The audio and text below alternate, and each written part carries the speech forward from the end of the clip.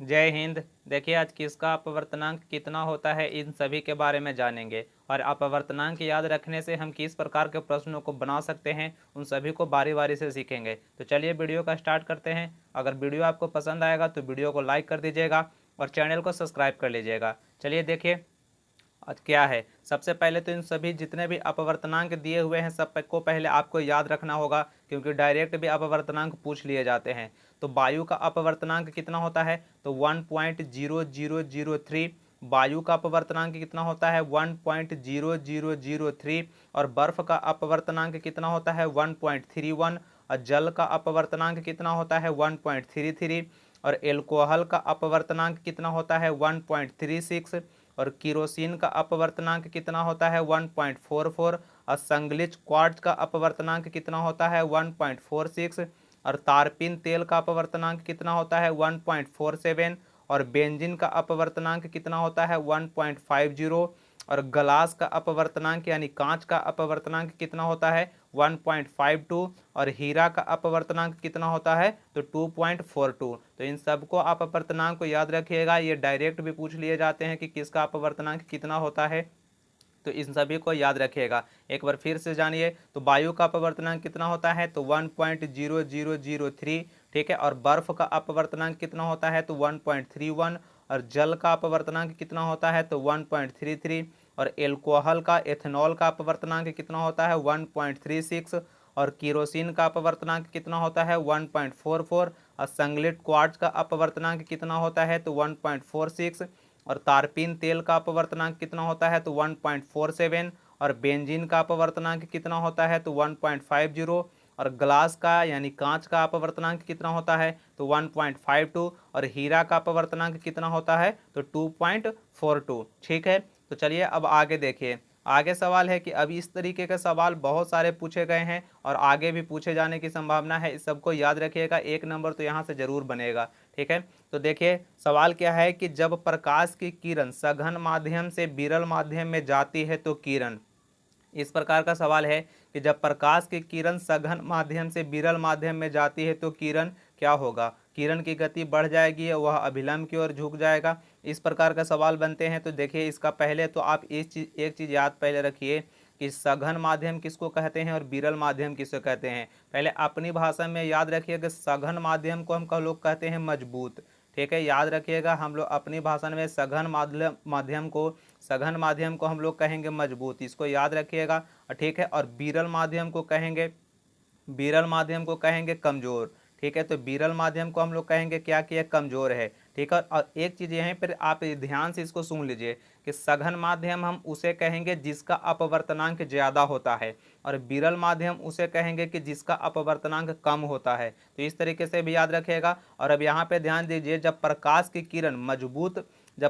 की किरण यानी मजबूत से कमजोर में जाएगा, तो प्रकाश का किरण जब मजबूत से कमजोर में जाएगा तो प्रकाश की गति बढ़ जाएगी और वह अभिलंब से दूर की ओर झुकेगी। तो इसका आंसर हो जाएगा ऑप्शन नंबर बी। ठीक है। तो यहाँ पर देखिए इस तरीके, तो इसको याद भी रख लीजिएगा तो काम चलेगा। आगे हम आपको सवाल में दिखाएंगे कि आपको अपवर्तनांक का जरूरत क्यों पड़ेगा इस तरीके का सवाल बनाने के लिए।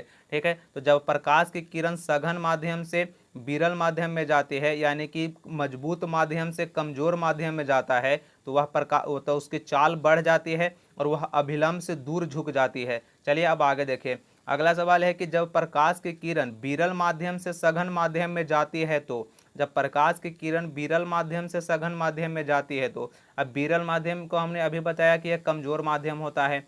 विरल माध्यम का भी मतलब हमने बताया कि यह कमजोर होगा। और सघन का मतलब हमने अभी बताया कि यह क्या होगा, सघन का मतलब हमने अभी क्या बताया कि यह मजबूत होगा। ठीक है। तो पहले तो इसको याद रखिएगा। विरल का मतलब कमजोर, कमजोर का मतलब यानी कि कम अपवर्तनांक वाला, तो विरल को कहेंगे कम अपवर्तनांक वाला। और सघन का मतलब मजबूत, मजबूत मतलब कि ज्यादा अपवर्तनांक वाला को कहेंगे। ये आगे आपको सवाल में पता चलेगा। ठीक है। तो अब याद रखिए। अब देखिए कि यह कमजोर अपवर्तनांक वाला से यानी कि कमजोर माध्यम से मजबूत माध्यम में जा रहा है, तो कमजोर माध्यम से मजबूत माध्यम में जा रहा है तो इसकी चाल क्या होगी, इसकी चाल घट जाएगी। इसकी चाल घट जाएगी और वह अभिलंब की ओर मुड़ जाएगा। ठीक है। तो इसकी चाल घट जाएगी और वह अभिलंब की ओर मुड़ जाएगा। देख लीजिए यहाँ चाल बढ़ जाती है, चाल बढ़ जाती है तो ये गलत हो जाएगा।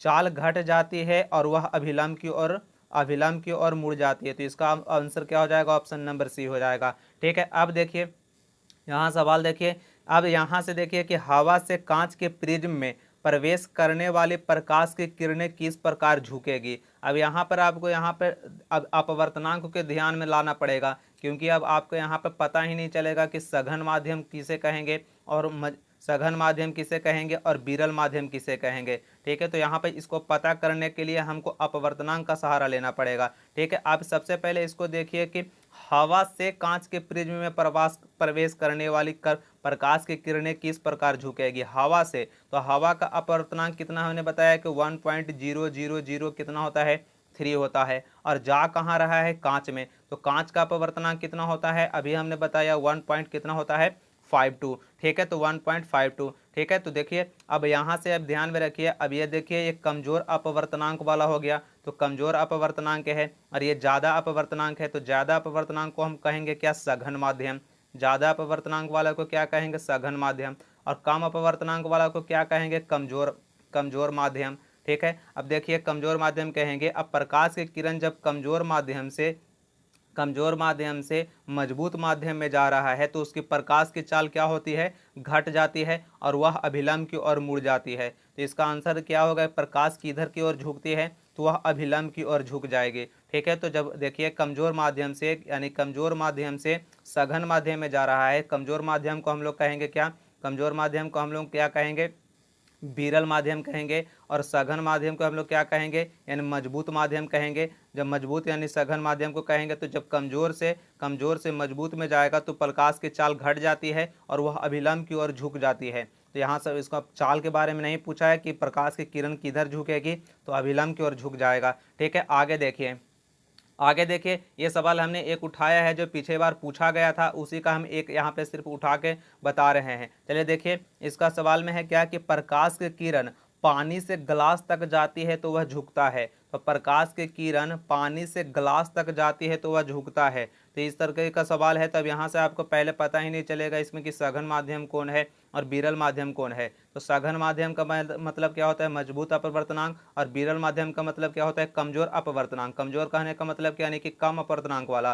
ठीक है, तो देखिए प्रकाश की किरण जा किधर से किधर की रही है, प्रकाश की किरण पानी से ग्लास की ओर जा रही है। तो पानी का अपवर्तनांक हमने अभी बताया कितना, 1 पॉइंट कितना होता है, 33। अभी हमने बताया, देख लीजिए यहाँ पे देखिए अभी हमने बताया था कि पानी का अपवर्तनांक यानी जल का अपवर्तनांक कितना होता है, 1.33 होता है। और जा कहाँ रहा था, ग्लास में यानी कि कांच में, तो 1 पॉइंट कितना, ग्लास का कितना होता है, 1.52 होता है। ठीक है, 1.52 होता है, तो ग्लास की तरफ जा रहा है, तो ग्लास कितना 1.52 हो गया। देखिए अब कमजोर अपवर्तनांक कौन हो गया, कमजोर अपवर्तनांक 1.33 हो गया, और मजबूत अपवर्तनांक कौन हो गया, तो 1.52 हो गया। अब देखिए हमने अब ध्यान में लाइए, जब प्रकाश की किरण कमजोर अपवर्तनांक वाली से मजबूत अपवर्तनांक वाली में जाएगी तो प्रकाश की चाल क्या होगा, घट जाएगा, प्रकाश की चाल घट जाएगी और वह अभिलंब की ओर मुड़ जाएगी। तो देखिए सामान्य की ओर धीमा हो जाता है, तो सामान्य की ओर क्या होता है, धीमा हो जाता है। सामान्य से दूर जाती है और गति बढ़ जाती है, गति तो बढ़ेगी ही नहीं क्योंकि मजबूत अपवर्तनांक वाला में जा रहा है। असामान्य की ओर गति बढ़ जाती है तो गति बढ़ेगा नहीं। सामान्य से दूर और धीमा हो जाती है, दूर नहीं जाएगी, सामान्य की ओर झुक जाएगी, दूर नहीं जाएगा, सामान्य की ओर झुक जाएगा। ठीक है, तो इस प्रकार जब सवाल आएंगे, इस तरीके के सवाल आएंगे तो आप आसानी से बना पाइएगा अपवर्तनांकों को अगर याद रखते हैं तो। ठीक है, तो अब मिलते हैं।